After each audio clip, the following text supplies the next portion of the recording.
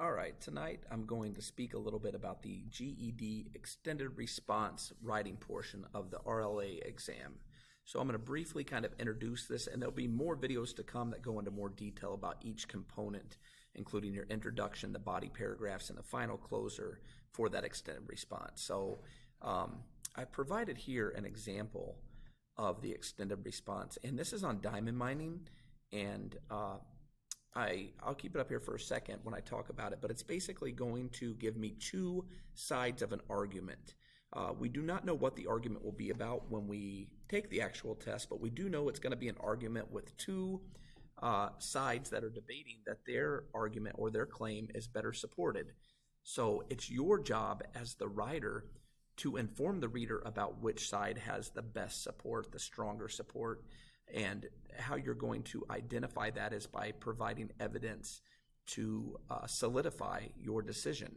So the first side here is by Tavin McLevitt, and it's about diamond mining, and he's basically stating that these companies are being extremely harmful to the environment, they're not being sustainable, and they are actually essentially hurting individuals, hurting the ecosystem, and having a negative effect on the wildlife population. So he's going to mention some points in here, and he's going to talk about some quantitative data, which is the numbers that we're seeing.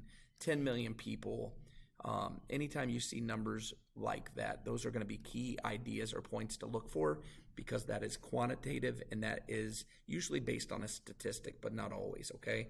So the opposing side is Shauna Rangel, and she focuses more on how companies are being more sustainable. So they're actually trying to erase their footprint, if you will. So what they're doing is they're being reactive to the situation instead of proactive. And she mentioned some points here about in Canada where they've had some advisory boards to protect a species of fish, and where you have the Arctic deer that's being protected in certain parts. So they're very extremely vague points that she comes across, and it doesn't seem like she really focuses on how the companies have been proactive. Like I said, she's just speaking about how companies now are like, oh my gosh, we're having to do something because we're seeing the negative effects. So they are taking measures to be more sustainable. But at the end of the day, what's most important when you do the extended response is the prompt. The prompt is going to tell you to look at both sides of the argument and tell which is best supported. They are not asking you to write a narrative or a summary of the article and the arguments. They want you to be a judge. They want you to take Article 1 and Article 2 and write to them in the extended response which side is better supported.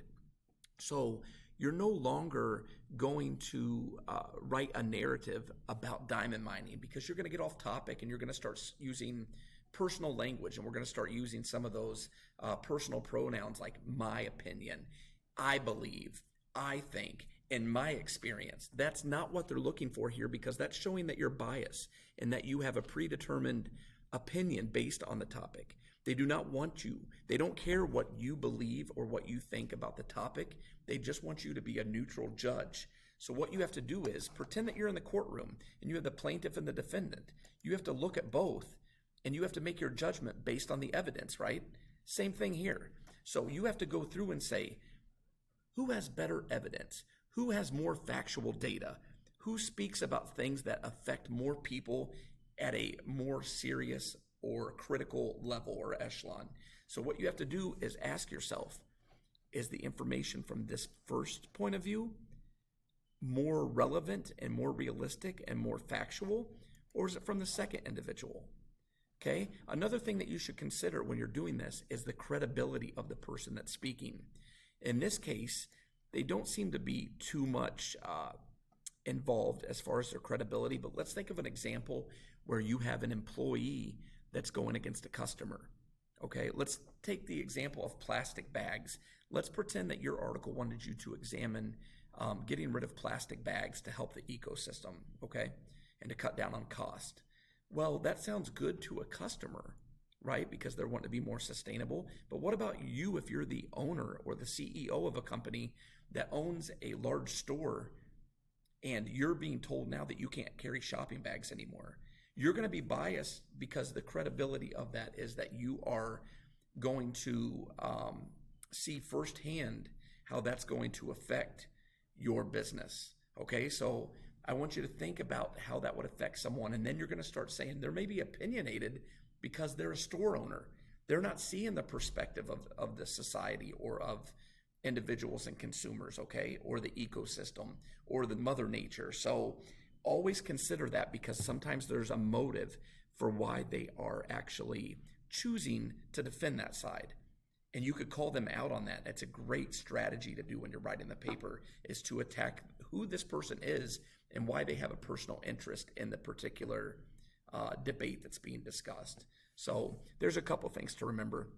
The key points that you should remember from this is that you should not be biased. You do not speak in your paper as though it's a personal narrative. They're not asking you to summarize. They don't want me to start saying, I hate diamond mining. First of all, my wife doesn't even have a diamond ring because I couldn't afford one. So why would I support diamond mining? The reader's going to say, whoa, slow down.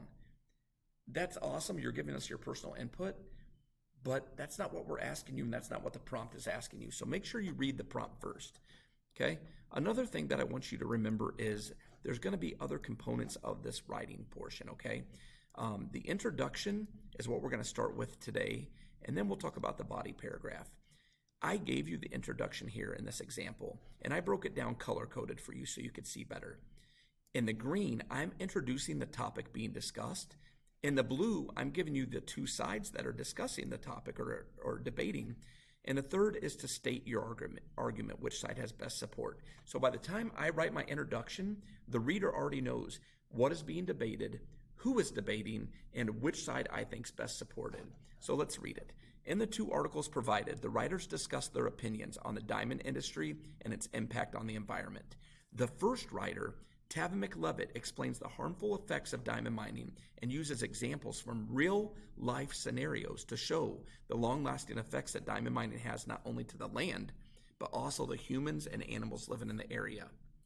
The next writer is a proponent of diamond mining. Shauna Rangel explains how diamond mining companies are attempting to work with the government in some areas to clean up the aftermath of diamond mining. After analyzing both articles carefully, it is clear that Tavi McLevitt has a stronger case for his argument based on relevant facts and statistics. So out the gate, the very first sentence, the reader knows what topic is being debated. That's very important. Pretend the reader is uninformed. They have no idea what the topic's about.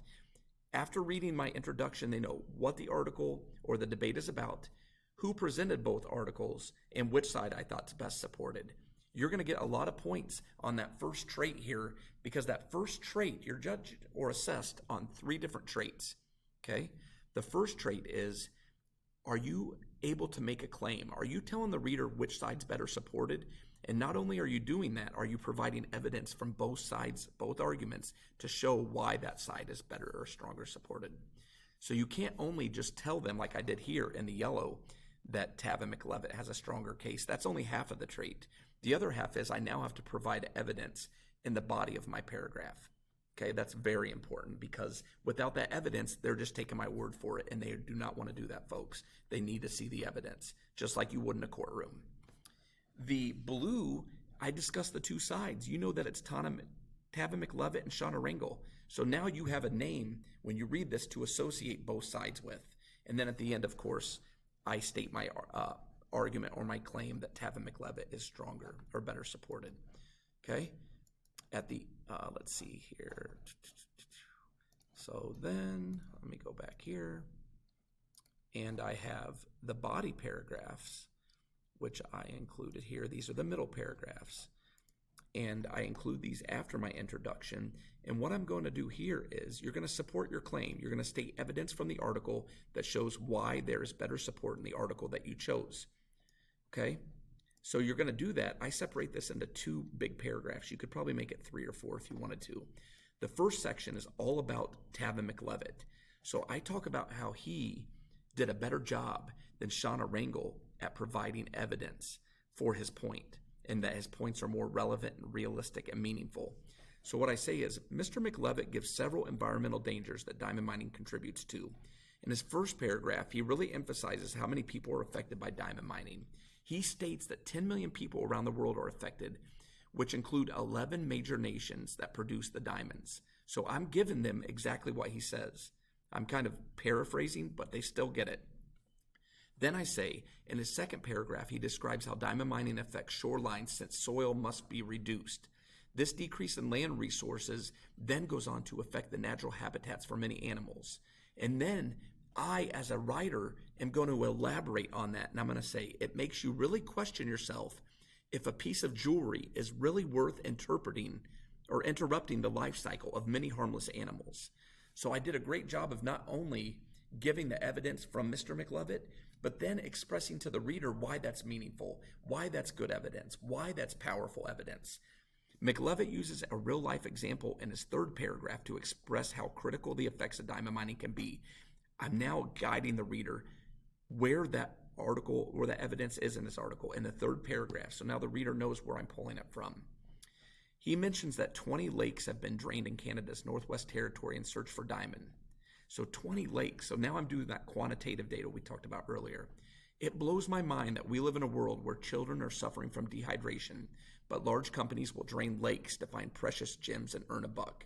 He later goes on to talk about the harmful gases that are created when diamond mining occurs.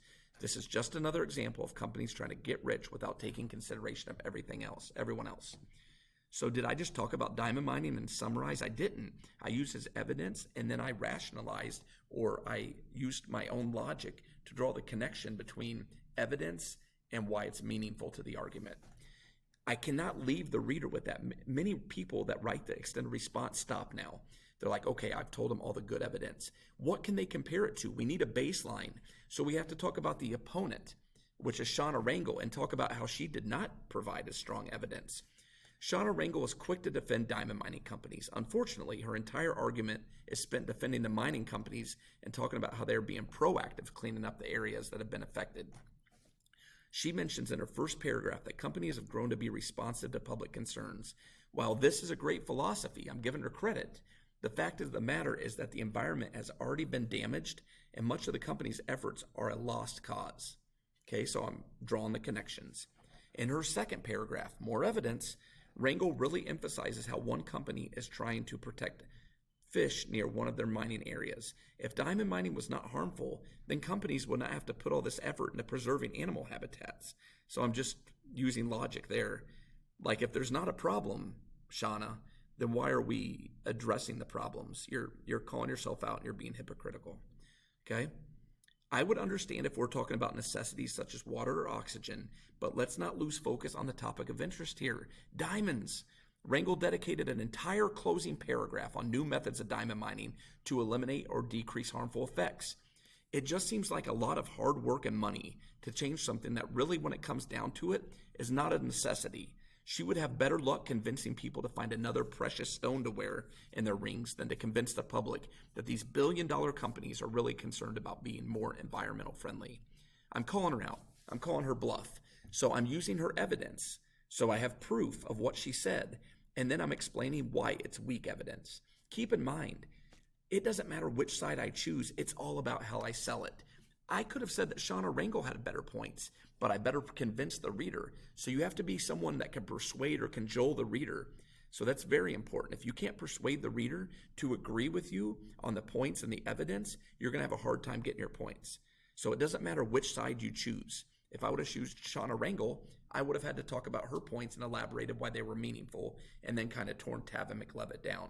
So it's more strategy than it is choosing the right side, okay? It's how you approach it. At the end here, you're going to write a conclusion, and you're basically just going to, if you look here, I wrote a conclusion example for this one, and it says, Tav and McLovett and Shauna Rangel both demonstrated a clear argument regarding diamond mining. While both sides included evidence to support their argument, McLovett did a better job of providing factual and meaningful information to support his claim. It was obvious that Shauna Rangel is very passionate about the diamond mining industry and their efforts to make improvements, but her evidence only pointed out a few companies that are actually making positive changes to the way they are mining. McLovett focused on how companies in Canada have drained 20 lakes to mine diamonds, and how diamond mining affects an estimated 10 million people around the world. With such powerful data, it is obvious McLovett single-handedly won this argument. So I'm recircling my claim at the end. It's the last thing the reader sees. The reader says, okay, this last sentence states that McLevitt won this argument. So I'm reissuing my claim back into the reader's mind so that I get my points for trait 1. Trait 1 is to make sure you have the evidence and that you have a claim. Trait 2 is about your organization, your structure, transition words, meaningful ideas. Trait 3 is your grammar and punctuation and all those English conventions. So all 3 of those are going to get you your score. There'll be more to come, but I hope this was a great example to see how the introduction introduces those 3 core parts, how the body paragraphs, you could have more than I had. You could break it into more paragraphs, but you have to address both sides and give evidence for both. Remember, you have to persuade the reader which side is better supported, and you have to use evidence and then use some personal reflection and some persuasion to make the reader see your side and why you chose that side. And then a conclusion just reiterates your entire purpose of writing the paper, and it ties it all back together, back to your claim.